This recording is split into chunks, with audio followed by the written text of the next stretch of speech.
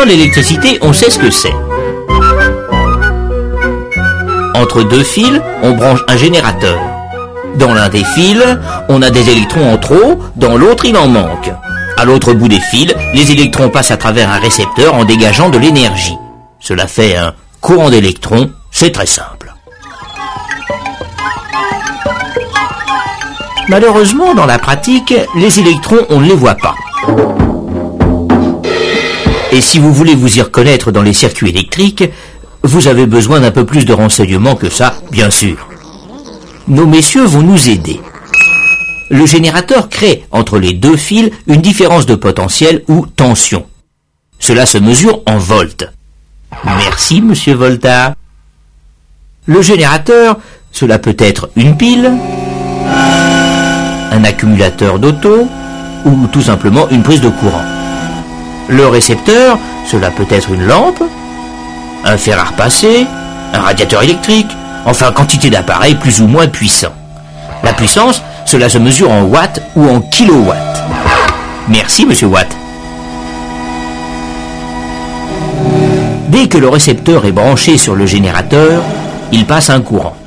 Et il n'est pas nécessaire d'être diplômé en électricité pour comprendre que si on branche une lampe 2 fois plus puissante, il va passer un courant 2 fois plus intense. Ceci à supposer que les volts n'aient pas changé. L'intensité du courant, cela se mesure en ampères. On pourrait la mesurer bien sûr, mais ce n'est pas la peine.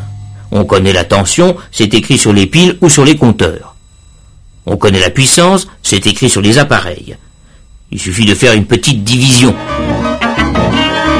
Intensité en ampères égale puissance en watts divisé par tension en volts.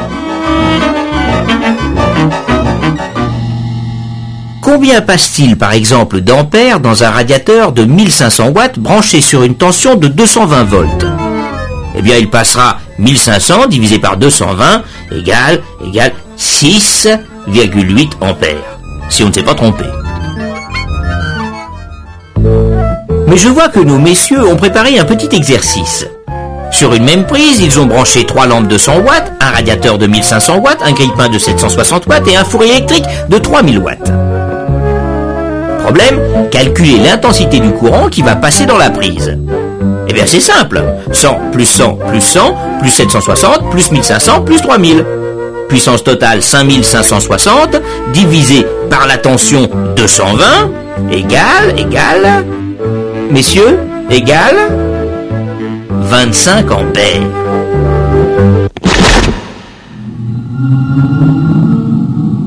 Eh bien non, il n'est rien passé du tout, ou plutôt il est passé tellement d'ampères que les fils ont chauffé.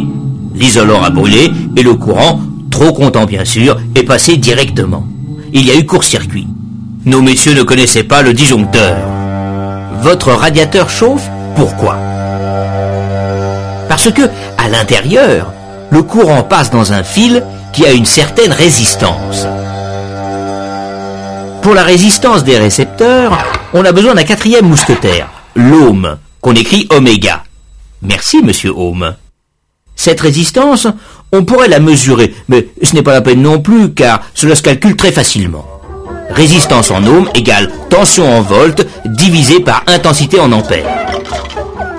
Votre radiateur, qui laisse passer un courant de 6,8 ampères, aura une résistance de 32 ohms. Mais est-ce que c'est tellement intéressant de savoir cela? Oui, car les fils qui vont au radiateur, eux aussi, ont une certaine résistance.